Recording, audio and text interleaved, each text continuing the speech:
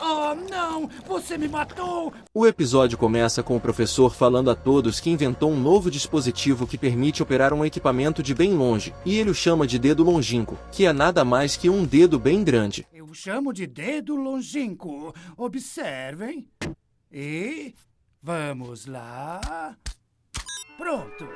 Ele então faz uma demonstração ligando uma espécie de TV à distância, e Fry pergunta como que desliga essa tal televisão. Então o professor diz que criou uma máquina de suposições. Ele diz que você faz uma pergunta, e a máquina cria uma simulação em vídeo do que aconteceria. Eu inventei uma máquina de suposições. Você coloca a pergunta e se, e ela gera um vídeo simulando o que aconteceria. E funciona mesmo? É claro que funciona. Só que não por muito tempo. Bender fala que quer ser o primeiro a testá-la, pois ele é um robô entre humanos, e nunca foi bem aceito em praias de nudismo e festas. Então ele pergunta o que aconteceria se ele tivesse 15 metros de altura. Então eu sempre imagino secretamente. E se eu tivesse 15 metros de altura? Vamos assistir, está bem? A máquina então mostra essa simulação, e vemos que vários Bender normais estão construindo um Super Bender de 15 metros de altura, em um planeta que toda a população é robô, e após o Super Bender estar finalizado, ele decola ao planeta Terra ao som de um rock pesado, e quando chega na Terra, Bender encontra Fry que estava alimentando os patos no parque da cidade.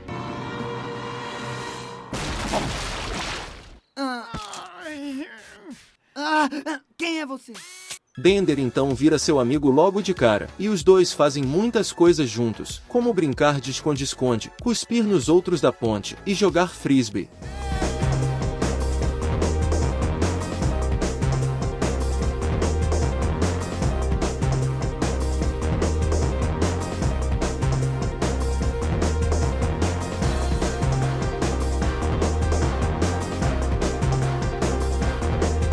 Porém, enquanto faziam tudo isso juntos, Bender, por ter 15 metros de altura, estava ferindo as outras pessoas sem perceber, o que acabou resultando de todo o exército militar indo atrás dele e atirando com uma espécie de arma elétrica nele.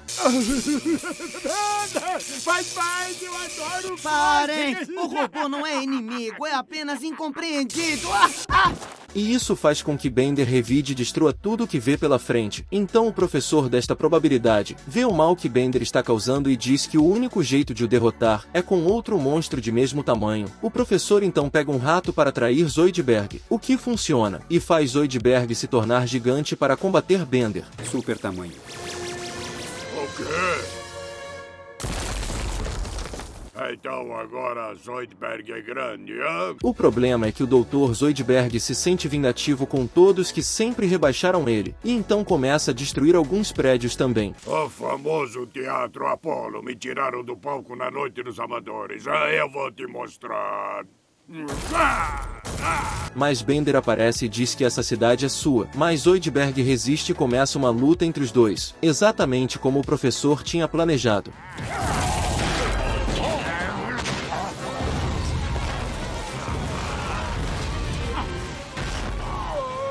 E após uma grande batalha, Bender sai derrotado e é empalado por um prédio, o que faz com que Fry suba em Bender e se revolte contra todos, dizendo que Bender era do bem e que agora nunca vão saber por que este visitante apareceu na Terra. Eu vim aqui com um sonho simples.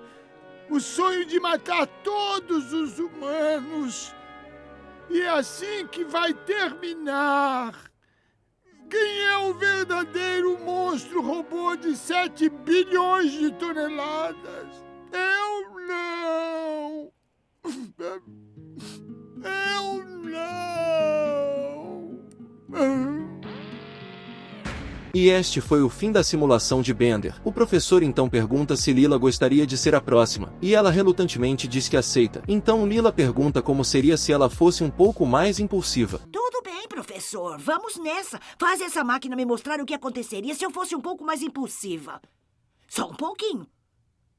A máquina então mostra outra simulação, e vemos que Lila comprou uma bota nova por impulso, que é exatamente igual à dela exceto por uma listra verde. O professor aparece na sala e chama Lila para conversar a sós. O professor então diz que não viverá para sempre e que precisa de um herdeiro, para ficar com suas riquezas e para cuidar dos tamanduás comedores de gente quando ele se for. E preciso de um herdeiro, alguém para passar as minhas riquezas e cuidar de meus tamanduás comedores de homens quando eu me for. O professor diz também que os outros não têm cabeça firme, pois são muito impulsivos, e fala a Lila que quando ele morrer, ela será uma mulher muito rica por não ser nada impulsiva, e tudo isso enquanto ele está na beira do buraco que leva aos tamanduás comedores de gente. Lila então joga o professor para os tamanduás e o mata.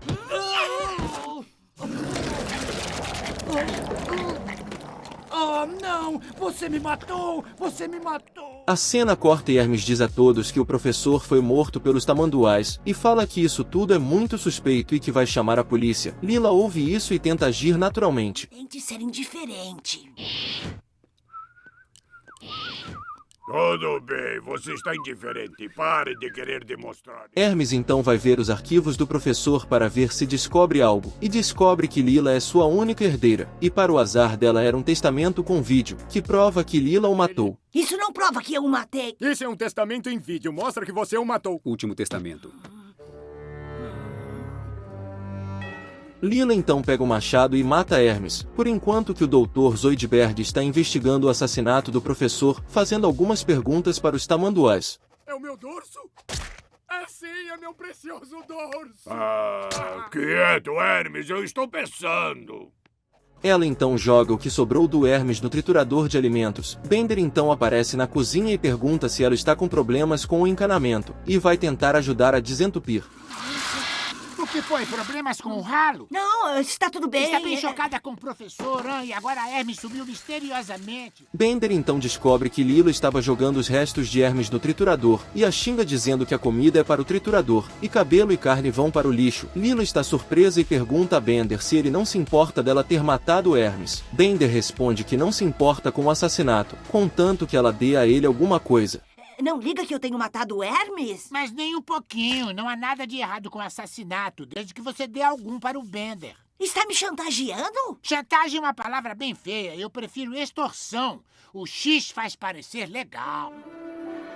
Lila então se irrita e quebra o micro-ondas e aponta para Bender, para que sua radiação afete os circuitos do robô, o que funciona e acaba matando Bender.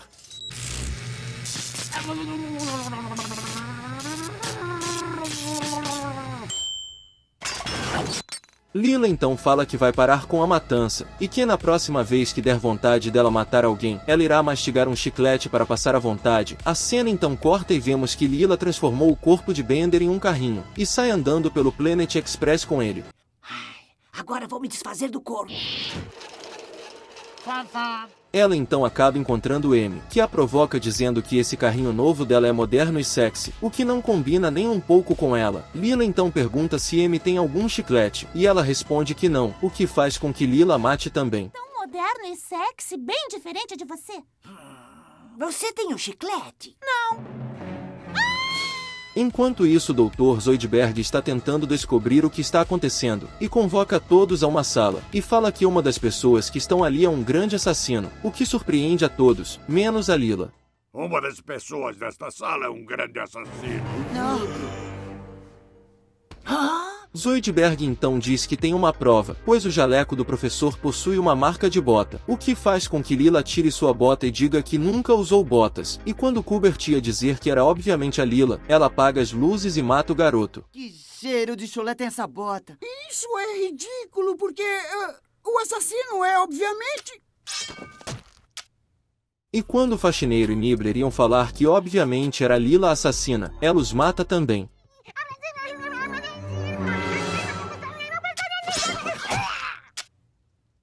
Zoidberg então recebe uma carta de Bender, e nela fala que se caso ele estiver lendo, quer dizer que Bender já está morto, e nela também revela quem na verdade é a assassina, mas na hora que o Zoidberg iria falar, Fry o interrompe e diz que vai assistir TV. Lila então pede para que ele apague a luz ao sair, e no momento que Fry faz isso, Lila mata o Zoidberg também.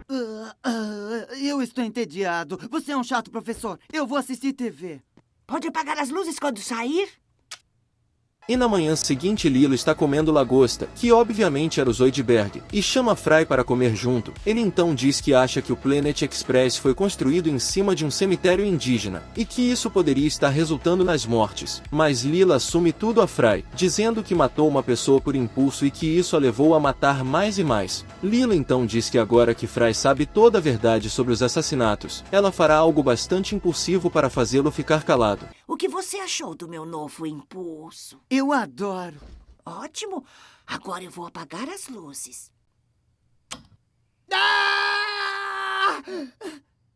Eu adoro isso. E esse foi o fim da simulação de Lila. O professor então pergunta quem quer ser o próximo a usar a máquina, e Fry diz que gostaria de perguntar o que aconteceria se ele não tivesse ido ao futuro. Então a máquina mostra que se Fry não tivesse caído na máquina de congelamento, ele abriria um rasgo no tecido do espaço-tempo e mostra o professor, Lila, Bender e Zoidberg do futuro, que caçam dizendo que Fry é um cara que está bem assustado, porém logo o portal se fecha. Quem são vocês, monstros? Quem é esse Winner? Se a pizza é dele, então eu sou esse tal de ser.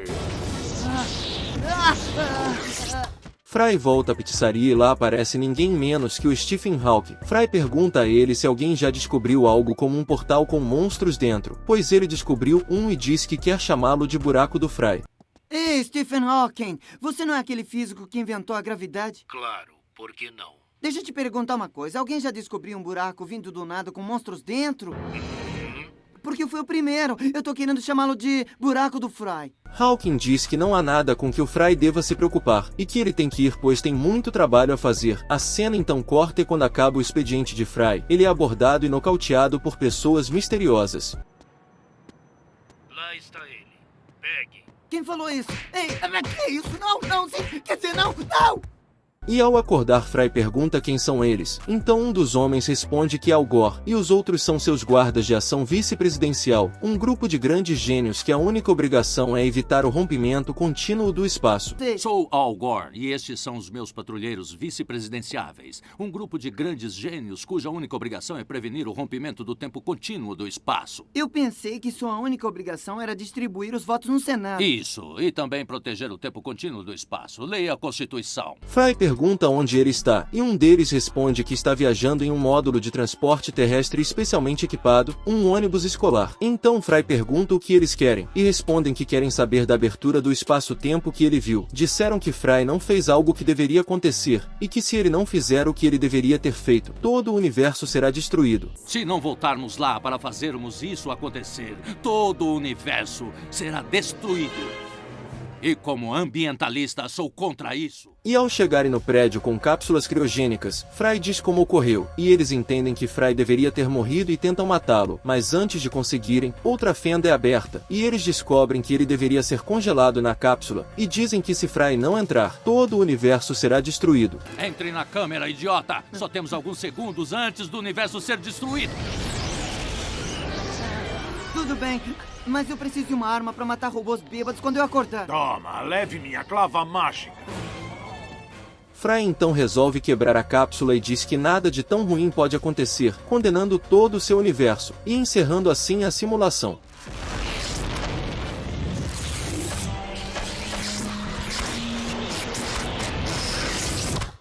E voltando à realidade, o professor diz que essa máquina não vale nada, pois Hawking nunca iria àquela pizzaria, e então descobrimos que tudo isso era uma simulação que o professor estava fazendo, para saber o que aconteceria se ele inventasse aquele dedo longínquo, encerrando assim o episódio. Então essas eram as coisas que iriam acontecer se eu tivesse inventado minha máquina. Oh, mas um homem pode sonhar.